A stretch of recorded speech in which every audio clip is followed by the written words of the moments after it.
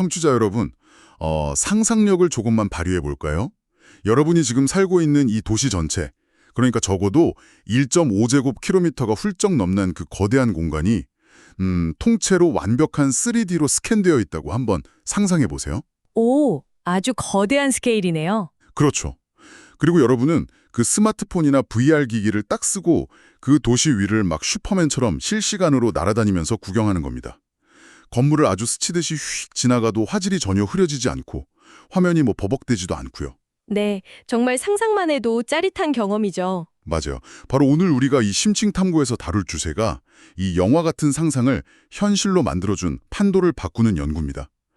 논문 제목이 시티 가우시안, 3D 가우시안을 활용한 실시간 고품질 대규모 씬 렌더링인데요. 네, 아주 최근에 업계를 뜨겁게 달군 논문이죠. 그렇죠. 그래서 오늘 이 시간의 미션은 아주 명확합니다.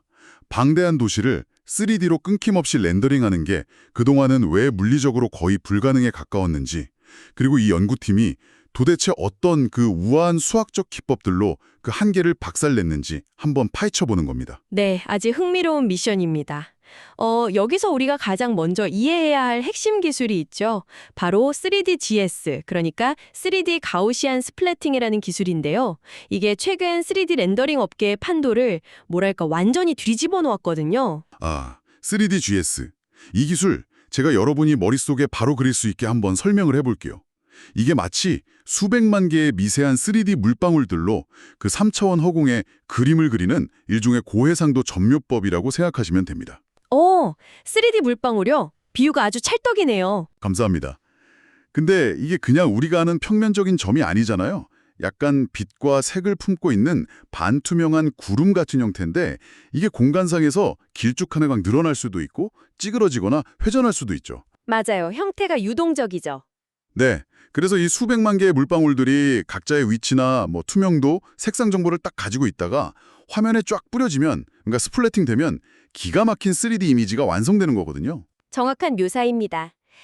이전에 업계를 사실상 지배했던 기술이 널프, 즉 신경 방사장 기술이잖아요.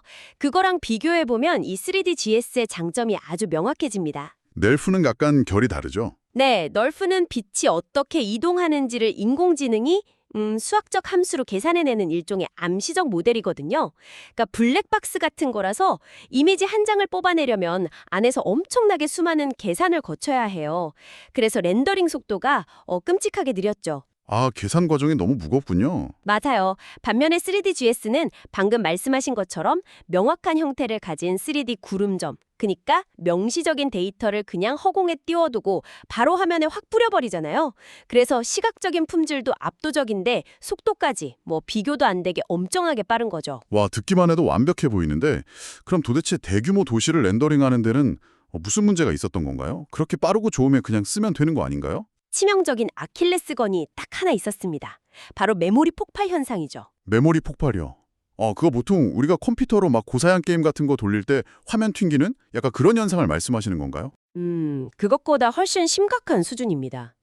연구자들이 보통 사용하는 최고 사양급 그래픽카드 중에 24기가 RTX 3050이 있거든요. 이걸 기준으로 한번 생각을 해보죠. 네, 꽤 좋은 그래픽 카드죠. 네, 근데 이 3D GS 기술을 쓸 때 이 가우시안 점들의 개수가 대략 1100만 개를 넘어가면 그래픽카드의 비디오 메모리가 한계치를 초과해버려요. 1100만 개에서요? 네, 화면이 버벅대는 수준이 아니라 아예 화면에 아웃 오브 메모리 에러를 띄우면서 렌더링 프로그램 자체가 그냥 픽 하고 강제로 종료돼 버리는 겁니다. 1100만 개에서 시스템이 뻗어버린다고요? 잠깐만. 그럼 아까 우리가 얘기한 1.5제곱킬로미터 크기의 도시 하나를 고품질로 렌더링하려면 이 가우시안 점들이 도대체 몇 개나 필요한 겁니까? 아주 최소로 잡아도 2천만 개에서 3천만 개 이상의 가우시안이 필요합니다. 콜 3천만 개요? 네, 그러니까 40기가짜리 최상급 연구용 장비로도 한 번에 통째로 불러오는 것조차 시도하기 힘든 아주 거대한 용량인 거죠. 게다가 이게 단순히 저장 공간만 부족해서 터지는 게 아닙니다. 또 다른 이유가 있나요? 네, 진짜 병목 현상은 렌더링할 때 정렬, 그러니까 뎁스 소팅 과정에서 일어나거든요. 정렬이라면 그 카메라랑 가까이 있는 점이랑 멀리 있는 점의 앞뒤 순서를 매기는 거. 그거 말씀이시죠? 정확합니다. 아까 가우시안 점들이 반투명하다고 하셨잖아요. 네, 반투명한 물방울 느낌이니까요. 네, 그 반투명한 유리창 수천만 장이 겹쳐 있다고 한번 상상해 보세요. 제대로 된 색깔을 화면에 보여주려면 카메라 시점에서 제일 멀리 있는 점부터 가장 가까이 있는 점까지 순서대로 빛을 차곡차곡 더 칠해 나가야 하거든요. 아, 순서가 틀리면 색이 엉망이 되겠네요. 그렇죠. 그런데 카메라가 조금이라도 움직이면 어떻게 될까요? 그 2천만 개가 넘는 점들이 카메라랑 얼마나 떨어져 있는지 거리를 일일이 전부 다시 계산해서 1조에 수십 번씩 앞뒤 순서를 새로 정렬해야 하는 겁니다. 와, 세상에. 듣기만 해도 진짜 제 컴퓨터가 비명을 지르는 소리가 여기까지 들리네요. 점이 2천만 개인데 그걸 매 프레임마다 거리 계산하고 정렬을 한다고요? 연산량이 그냥 기하급수적으로 폭발하겠군요. 맞습니다. 그래서 한 번에 이 거대한 도시를 통째로 렌더링할 수가 없는 거죠. 이 엄청난 데이터를 어떻게든 쪼개서 나누어서 처리해야만 했던 겁니다. 아하, 데이터를 나눈다. 여기서 논문의 첫 번째 돌파구인 분할 정복, 그러니까 divide and conquer 전략이 등장하는 거군요. 네, 맞습니다. 근데 가만 생각해보면 그냥 도시 지도를 쫙 펼쳐놓고 그 바둑판처럼 네모 반듯하게 구역을 쪼개면 되는 거 아닌가요? 막 피자 조각 나누듯이요. 그런 다음에 그래픽카드 여러 장에 하나씩 탁탁 던져주면서 병렬로 처리하면 끝일 것 같은데? 왜 그렇게 기계적으로 자르면 안 되는 겁니까? 그게 현실의 3D 공간은 유한한 네모난 도화지가 아니라 사방으로 뻗어 있는 무한한 공간이기 때문입니다. 아, 무한하다. 네, 그 무한한 공간을 그냥 기계적으로 균일한 격자로 잘라버리면 어떤 일이 벌어질까요? 어떤 블럭은 고층 빌딩이 빽빽하게 들어차서 데이터가 폭발할 지경인데 저기 외곽에 있는 블럭은 허공이나 하늘만 잡혀서 텅텅 비어있게 되거든요. 아, 그렇겠네요. 그럼 빌딩 숲 블록을 맡은 그래픽카드는 과부하가 걸려서 죽으려고 하고 저기 하늘 블록을 맡은 쪽은 그냥 놀도 있겠네요. 작업 불균형이 오네요. 네, 바로 그 극심한 불균형이 문제죠. 그래서 연구진은 공간을 아주 기발한 방식으로 다룹니다. 무한하게 뻗어 있는 그 전체 공간을 먼저 유한한 큐브, 즉 일정한 크기의 상자 모양으로 수축시킵니다. 수축을 시킨다고요?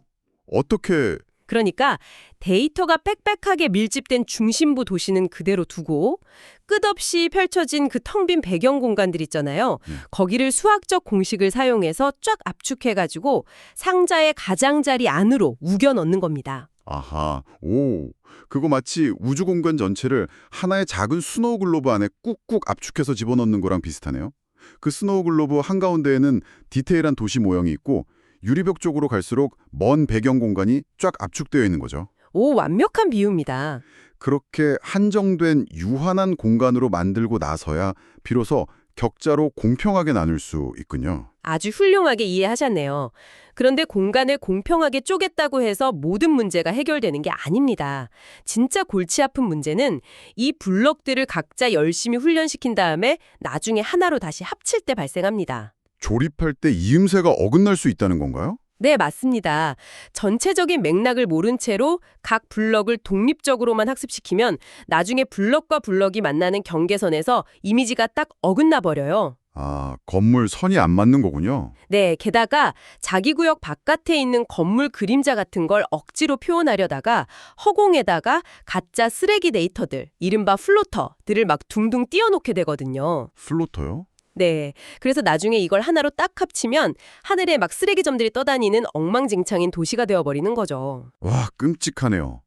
그럼 각 블록이 자기가 전체 도시 어느 부분에 속해 있는지 그리고 옆 블록이랑은 어떻게 이어지는지 미리 알고 있어야 한다는 뜻이네요. 그렇죠.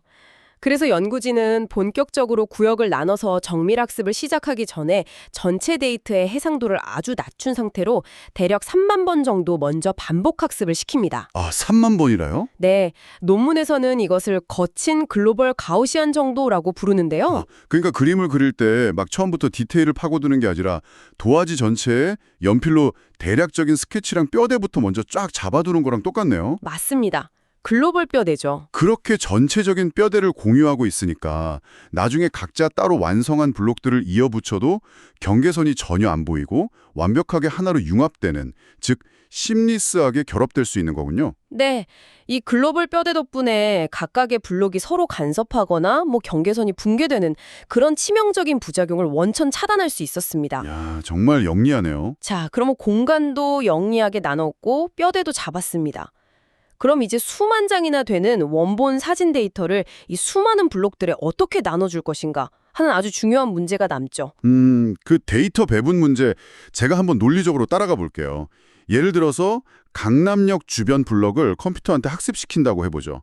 그리고 우리한테는 서울 시내를 찍은 사진이 한 5만 장이 있습니다. 네, 상황이 주어졌네요. 그럼 그냥 GPS 데이터 같은 걸 봐서 카메라 위치가 강남역 반경 안에 있었던 사진들만 딱 추려내서 던져주면 되는 거 아닌가요? 되게 간단한 것 같은데? 직관적으로는 그렇지만요. 실제로 해보면 그 방식은 완전히 실패합니다. 왜냐하면 카메라의 위치만으로는 그 사진이 해당 건물을 학습하는데 진짜 유용한지 알 수가 없거든요. 아, 카메라가 어디에 있느냐가 아니라 렌즈가 어디를 보고 있느냐가 중요하다는 거군요. 네, 정확합니다. 그러니까 강남역 한복판에 딱 서서 하늘의 구름만 찍었거나 바닥에 개미를 클로즈업했다면 위치는 강남역이지만 블록 학습에는 쓰레기 데이터나 다름없으니까요. 맞아요. 반대로 저기 잠실 롯데타워에 있는 카메라가 아주 성능 좋은 망원 렌즈로 강남역 건물을 선명하게 쫙 당겨서 찍었다면 카메라 위치는 잠실 블록이지만 그 사진 데이터는 당연히 강남역 블록에 할당되어야 하잖아요. 아, 하긴 그렇네요. 네, 그래서 연구진은 단순히 카메라 위치나 방향만 보는 게 아니라 여기서 SSIM, 즉 구조적 유사도 손실이라는 수학적 기법을 전격적으로 도입합니다. 잠깐, SSIM이요? 이름부터가 벌써 머리가 아파지려고 하는데 이게 정확히 어떻게 작동하는 원리인가요? 복잡해 보이지만 쉽게 말해서 특정 사진 한 장이 특정 블럭의 최종 결과물에 시각적으로 얼마나 의미 있는 기여를 하는지를 수학적으로 채점하는 겁니다. 기여도를 채점한다고요? 네, 알고리즘이 스스로한테 이렇게 묻는 거죠. 내가 이 강남역 망원 사진을 훈련 데이터에서 아예 빼버린다면 최종적으로 렌더링되는 강남역 건물의 형태나 질감이 확 무너지게 될까? 하고요. 아, 뺐을 때 타격이 얼마나 큰지 보는 거군요. 네, 만약에 그 사진을 뺐더니 건물의 구조가 뭉개지거나 화질이 뚝 떨어진다면 그 사진과 최종 렌더링 구조 사이의 유사도 점수에 엄청나게 큰 변화가 생기겠죠. 네네. 그 변화량이 연구진이 설정해둔 어떤 기준치, 즉 임계값을 넘어설 때만 이 사진은 이 블럭을 정밀하게 그리는데 진짜 필수적인 엑기스 데이터구나 하고 판단해서 해당 블럭에 배분하는 겁니다. 와, 그러니까 무작정 사진을 던져주는 게 아니라 진짜로 쓸모가 100% 입증된 사진들만 아주 똑똑하게 선별해서 학습 효율을 극대화하는 거네요. 그렇죠. 그런데 말이죠. 이 완벽해 보이는 SSIM 원칙에도 아주 작은 맹점이 하나 숨어 있었습니다. 맹점이요? 네. 만약에 카메라가 강남역 블록의 맨 가장자리에 경계선 쪽에 딱 위치해 있다고 쳐보죠. 근데 렌즈가 강남역 안쪽을 보는 게 아니라 바깥쪽 구역을 향해 있다면 어떨까요? 그럼 강남역 블록 자체를 그리는 데는 별 기여를 안 하니까 SSIM 점수가 낮게 나와서 가차없이 버려지겠네요. 맞습니다. 버려지죠. 근데 그렇게 되면 나중에 우리가 VR을 딱 쓰고 강남역 블록 가장자리 구석으로 걸어가서 바깥 풍경을 내다볼 때 주변 풍경이 제대로 학습이 안 되어 있어서 이미지가 찌그러지거나 왜곡되어 보이게 됩니다. 아, 사각지대가 생겨버리는 거군요. 네, 일종의 아티팩트가 생기는 거죠.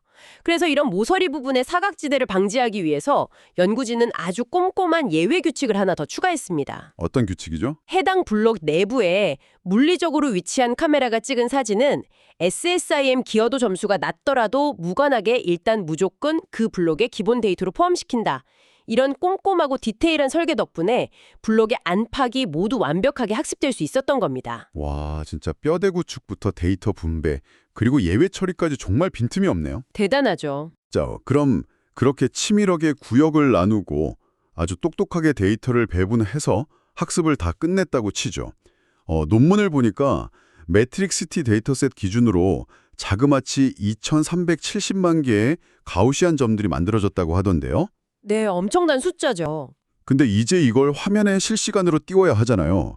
그런데 논문에서 이걸 그대로 통째로 렌더링하면 초당 21프레임, 그러니까 21fps밖에 안 나온다면서요? 네, 맞습니다. 이거 21프레임이면 액션 게임이라면 거의 화면이 뚝뚝 끊겨서 멀미나고 플레이가 불가능한 수준 아닌가요? 네, 실시간 렌더링이라고 부르기에는 턱없이, 정말 턱없이 부족한 수치죠.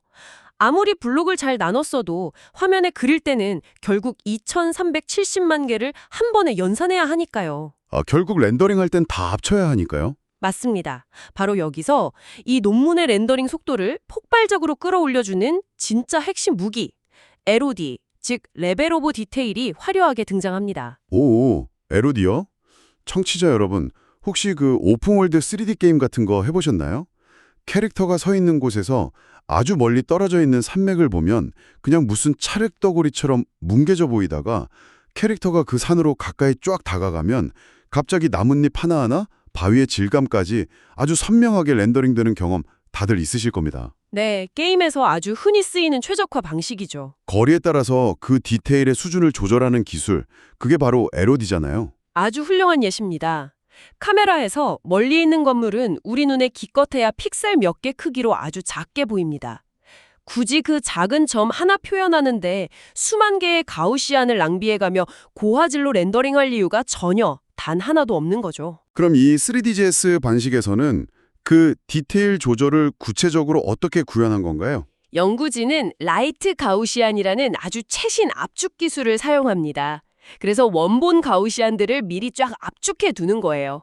점들의 개수를 원본 대비 50%, 34%, 그리고 25% 비율로 확 줄인 3개의 버전을 미리 다 만들어 두는 거죠. 아, 버전을 미리 깎아두는 거군요. 네, 이것을 디테일 수준에 따라서 각각 LOD2, LOD1, LOD0라고 부릅니다. 그러니까 거리가 가까운 건물은 점이 제일 많은 LOD2 버전으로 아주 선명하게, 그리고 저 멀리 까마득한 배경에 있는 건물은 점의 개수가 4분의 1밖에 안 되는 LOD0 버전으로 되게 가볍게 뭉뚱그려 그린다는 거군요. 네, 정확합니다. 그런데 잠깐만요.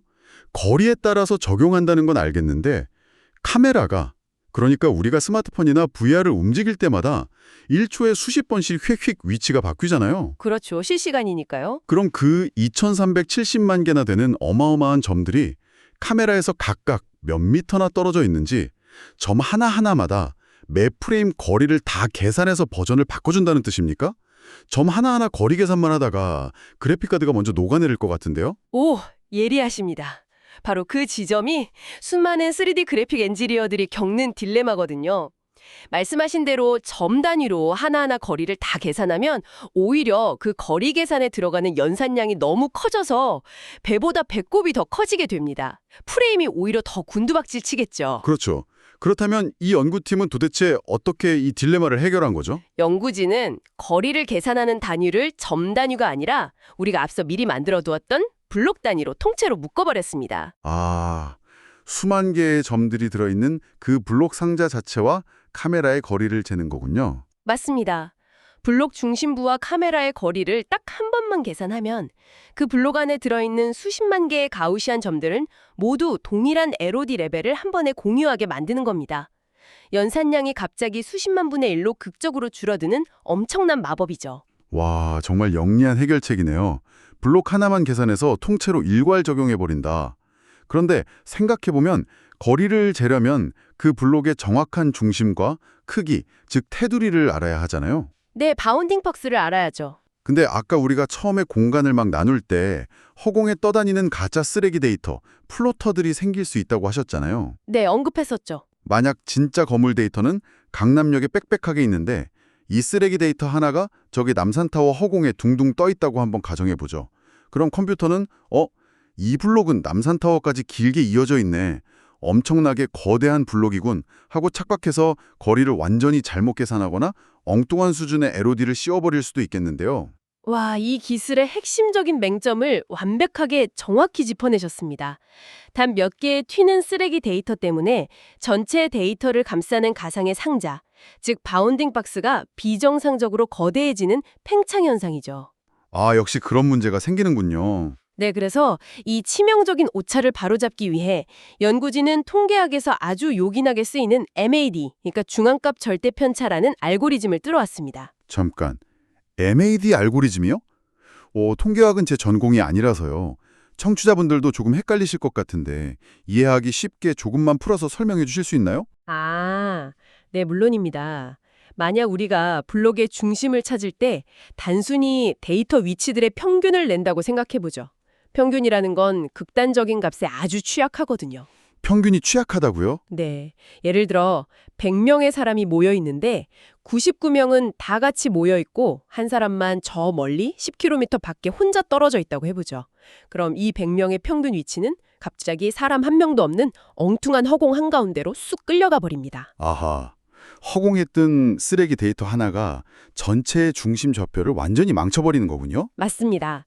그래서 평균 대신에 다른 방식을 써야 하는 거죠. 이 MAD 알고리즘은 평균이 아니라 중앙값을 봅니다. 중앙값이요? 네, 저 멀리 10km 밖에 있는 한 명은 통계적으로 철저히 무시해버리고 대다수의 사람들이 밀집해 있는 진짜 무리의 한가운데를 중심점으로 딱 잡는 겁니다. 오, 똑똑하네요. 그리고 그 중심에서 점들이 얼마나 떨어져 있는지 편차를 쫙 계산해서 아주 극단적으로 멀리 떨어져 있는 불순물 데이터들을 통계적으로 싹 다 걸러내버리는 거죠. 완벽하게 이해가 가네요. 허공에 둥둥 뜬 그 쓰레기 점들은 싹 무시하고 진짜 건물 데이터들이 빽빽하게 뭉쳐있는 진짜 블록의 크기와 경계선만 아주 정확하게 찾아내는 거군요. 맞습니다. 그렇게 아주 정제된 정확한 블록들을 바탕으로 카메라의 시야 공간, 즉 프러스텀 안에 들어오는지 안 들어오는지 먼저 1차로 검사를 합니다. 카메라 뒤통수에 있는 건 어차피 안 보이니까 렌더링 할 필요가 없잖아요. 그렇죠. 다 날려버리는 거죠. 그렇게 시야에 들어오는 진짜 블록들만 딱 추려낸 뒤에 각 블록의 거리에 맞는 LOD를 탁탁탁 적용해서 화면에 실시간으로 뿌려주는 겁니다. 야, 이 분할 정복부터 시작해서 MAD 그리고 로디까지 이어지는 이 복잡하고 정교한 과정을 거친 최종 렌더링 성과, 과연 어떻습니까? 논문의 결과값을 보니까 숫자가 거의 예술이던데요. 그야말로 압도적이라는 단어밖에 안 떠오릅니다. 카메라 고도가 150m로 지상을 아주 낮게 막 날아가다가 순식간에 500m 상공으로 확 치솟는 그 스케일이 극단적으로 널뛰게 하는 가혹한 테스트 환경에서도 초당 53.7프레임, 53.7fps라는 완벽에 가까운 실시간 렌더링 속도를 굳건하게 유지했습니다. 와, 53.7프레임. 보통 영화가 24프레임이고 되게 쾌적한 게임이 60프레임이니까 53.7fps면 스마트폰이나 VR에서 고개를 휙휙 돌려도 멀미 없이 아주 부드럽게 움직인다는 뜻이네요. 그럼 화질은요? 속도를 막 쥐어짜느라 화질을 포기한 건 아니겠죠? 절대 아닙니다. 화질을 평가하는 주요 지표인 PSNR에서 무려 27.31을 기록했습니다. PSNR 27.3이라는 수치가 사실 일반 청취자분들에게는 직관적으로 조금 와닿지 않을 수 있는데 이게 시각적으로 어느 정도의 품질을 의미하는 건가요? PSNR은 원본 사진과 렌더링된 3D 이미지 사이의 노이즈가 얼마나 적은지를 평가하는 지표거든요. 3D 렌더링 분야에서 이 수치가 보통 27에서 30 사이를 기록한다는 건 사람의 눈으로는 원본인 실제 사진과 컴퓨터가 그려낸 3D 가상세계를 거의 구별하기 힘들 정도로 정교하다는 뜻입니다. 실제 사진과 구별이 안 된다고요? 와, 그럼 기존에 있던 대형 렌더링 방식들이랑 비교하면 어느 정도의 차이인가요? 그 메가넬프나 스위치넬프 같이 기존의 대규모 공간을 다루는 유명한 모델들과 이 시티 가우시안을 딱 옆에 두고 비교해보면요. 단순히 화질 수치만 높은 게 아니라 디테일의 차원이 다릅니다. 디테일이요. 네, 실제 거물이 있는 누워버리나 빌딩 데이터셋의 결과를 막 확대해서 보면 기존 모델들은 얇은 철골 구조물이나 창틀 같은 미세한 디테일을 그냥 뭉개진 철흙 덩어리처럼 처리해버리거든요. 아, 좀 아쉽죠. 네, 반면에 시티 가우시안은 그 얇은 창틀의 윤곽성과 미세한 그림자까지 아주 면도날처럼 날카롭고 선명하게 복원해냅니다. 대단하네요. 속도와 화질, 이 두 마리 토끼를 다 잡은 셈인데 그런데 이 기술의 놀라운 점은 여기서 끝이 아니죠. 이 기술이 가지는 진짜 파괴적인 가치는 그 명시적인 특성에서 나온다고 들었습니다. 아까 뉴얼프는 수학적인 블랙박스라고 하셨잖아요. 네, 니얼프 모델은 환경 전체를 거대한 하나의 수학 방정식 덩어리로 뭉뚱그려서 기억하거든요. 그래서 사용자가 부분적으로 무언가를 콕 집어서 수정하는 것이 사실상 불가능합니다. 반면에 시티 가우시안은 2370만 개의 완전히 독립적인 점들로 이루어져 있죠. 와, 이 대목에서 제 머릿속에 전구가 탁 켜지네요. 독립적인 점들로 이루어져 있다는 건 이 도시 전체가 거대한 하나의 통짜 대리석 조각상이 아니라 마치 레고 블록 수천만 개로 조립된 도시 모형이라는 뜻이군요. 네, 정확합니다. 그렇다면 우리가 원할 때 특정 레고 블록만 마음대로 뺐다 꼈다 하면서 그 씬 매니플레이션, 즉 조작을 할 수도 있다는 뜻인가요? 완벽하게 짚으셨습니다. 논문의 실험 결과가 그 무궁무진한 가능성을 증명하죠. 시티가우시안 모델 안에서는 프로그래밍을 복잡하게 고칠 필요도 없어요. 그냥 마우스 클릭 몇 번만으로 건물 돔 지붕의 색깔을 빨간색에서 파란색으로 마음대로 확 칠할 수 있습니다. 와, 포토샵 하듯이요. 네, 더 놀라운 건 아예 특정 건물 전체를 가우시안 데이터에서 통째로 싹 지워버린 다음에 그 텅 빈 자리에 전혀 다른 디자인의 새로운 3D 건물을 심어 넣을 수도 있다는 겁니다. 심지어 도로 위에 주차되어 있는 자동차들의 위치를 마우스로 이리저리 옮겨서 교통체증 상황을 시뮬레이션하는 것도 가능하고요. 청취자 여러분, 이게 현실 세계에 무엇을 의미할지 한번 생각해 보십시오. 영화 감독이 거대한 SF 도시 세트장을 막 돈 들여 짓거나 복잡한 CG 렌더링에 수백 시간을 기다릴 필요가 아예 사라지는 겁니다. 마우스 드래그 몇 번으로 도시 세트를 마음대로 부수고 지우면서 감독 본인이 실시간으로 스마트폰이나 VR을 들고 세트장 안을 막 날아다니며 카메라 앵글을 잡는 시대가 온 겁니다. 혁명적이죠. 도시 계획 전문가는 어떨까요? 재개발 구역에 새로운 랜드마크 건물이 떡 하나 들어섰을 때 주변 일조권이나 경관이 구체적으로 어떻게 바뀌는지 시민들에게 완벽한 실시간 가상세계로 보여줄 수 있겠죠. 정보가 막 넘쳐나는 이 디지털 트윈이나 메타버스 시대에 우리의 경험을 완전히 다른 차원으로 끌어올릴 마법 같은 기술입니다. 맞습니다. 대규모 공간을 다룰 때 발생하는 그 끔찍한 연산량의 한계를 글로벌 뼈대 기반의 분할 정복과 통계학을 접목한 똑똑한 LOD 기술로 너무나도 우아하게 돌파해냈습니다. 이것이 바로 시티가우시안이 3D 렌더링 역사에서 아주 기념비적인 이정표로 평가받아야 하는 진짜 이유입니다. 정말 쉴 새 없이 몰아치는 심층 탐구였습니다. 방대한 도시를 이 손바닥 위 스마트폰에 구겨 넣기 위한 연구자들의 천재적인 발상들. 청취자 여러분은 어떻게 들으셨나요? 무한을 큐브에 압축하고 SSIM으로 엑기스 사진만 딱 골라내고 매드 알고리즘으로 진짜 중심을 찾아서 거리를 계산하는 이 소름 돋는 치밀함. 대단하죠, 정말. 하지만 이 완벽해 보이는 기술에도 논문 마지막 결론부에 언급된 아주 흥미로운 한계점이 딱 하나 남아 있습니다. 저는 오히려 이 한계점이 저에게 새로운 상상력을 마구 자극하더라고요. 아, 네. 저도 그 부분에 전적으로 동의합니다. 아무리 훌륭해도 결국 이 연구는 기본적으로 멈춰있는 고정된 세계, 즉 정적인 장면만을 가정하고 만들어졌다는 점이죠. 맞습니다. 현재의 이 3D 공간은 시간이 완전히 멈춘 완벽한 사진첩에 가깝죠. 그렇다면 청취자 여러분, 여기서 상상력을 딱 한 단계만 더 확장해 보시기 바랍니다. 만약 이 수천만 개의 가우시안 점들에 끊임없이 움직이고 변하는 시간의 흐름을 입힐 수 있다면 어떻게 될까요? 와, 생각만 해도 가슴이 뛰네요. 도시의 아침 햇살이 저녁 노을로 서서히 물드는 빛의 변화, 봄의 벚꽃이 겨울의 눈보라로 바뀌는 사계절의 순환, 도로 위를 생생 달리는 자동차들과 거리에 지나가는 사람들의 발걸음 하나하나, 심지어 바람에 흔들리는 나뭇잎의 움직임까지 이 모든 것이 실시간으로 반영되는 살아 숨쉬는 거대한 4D 디지털 트윈이 탄생한다면 말입니다. 과연 우리의 진짜 현실과 가상현실의 경계는 도대체 어디서부터 무너지게 될까요? 정말 놀라운 미래가 될 겁니다. 1.5제곱킬로미터의 거대한 가상 캔버스에 수천만 개의 빛나는 물방울로 그려질 여러분만의 역동적인 도시를 머릿속에 한번 그려보시기 바랍니다. 여러분의 지적 호기심이 더 넓은 세상으로 뻗어나가기를 응원하며 오늘의 여정을 마칩니다. 다음 이 시간 더욱 놀랍고 흥미로운 지식의 심연으로 다시 여러분을 초대하겠습니다. 함께해 주셔서 감사합니다.